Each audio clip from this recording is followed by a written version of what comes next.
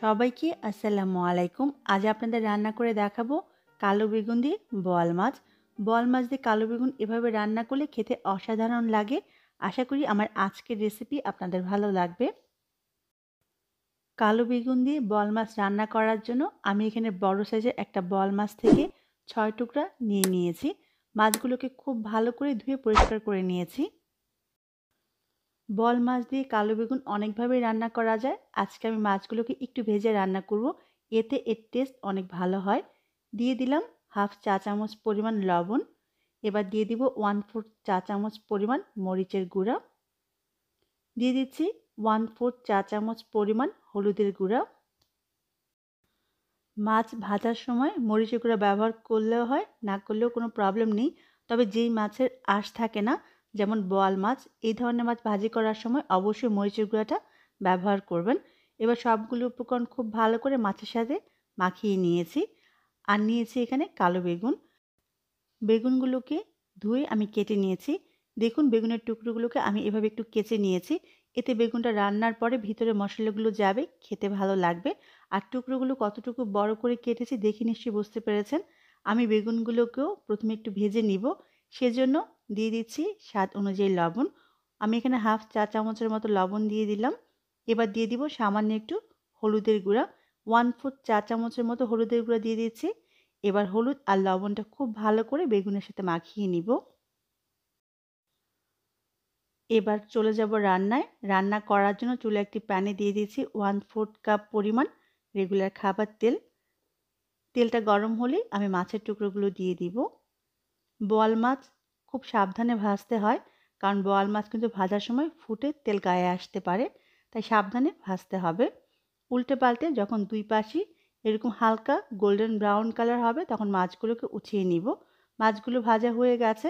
মাছগুলো উঠিয়ে যে তেলটা রয়ে যাবে এর মাঝে আমি বেগুনের টুকরোগুলো দিয়ে দিব। বেগুনগুলো এভাবে ভেজে রান্না করলে এর টেস্ট অনেক ভালো আসে। বেগুনগুলো উল্টে পাল্টে দুই পাশই আমি ভেজে নিব।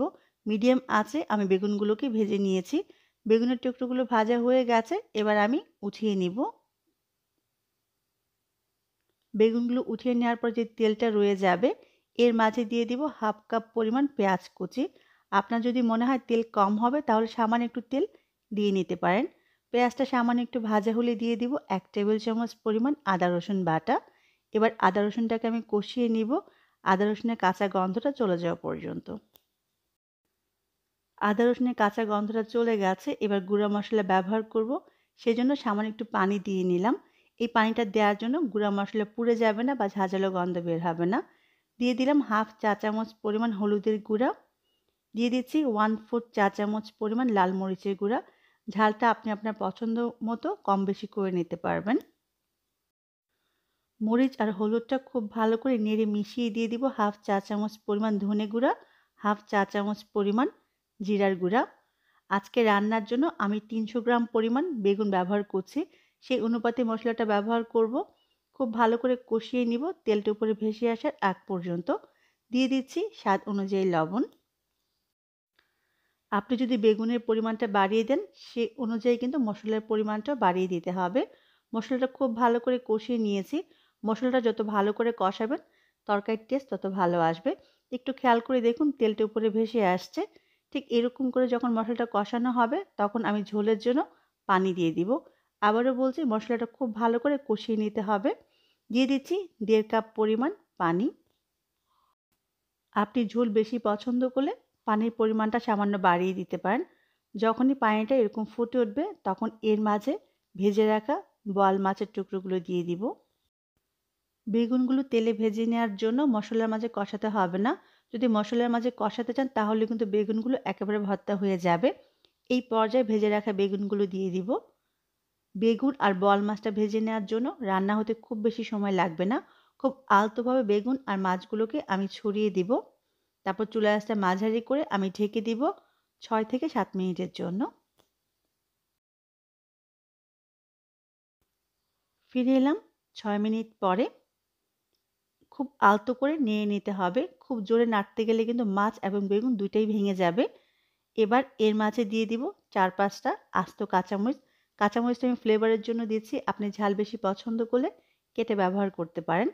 দিয়ে দিব ধনেপাতা কুচি 2 থেকে 3 টেবিল চামচ পরিমাণ।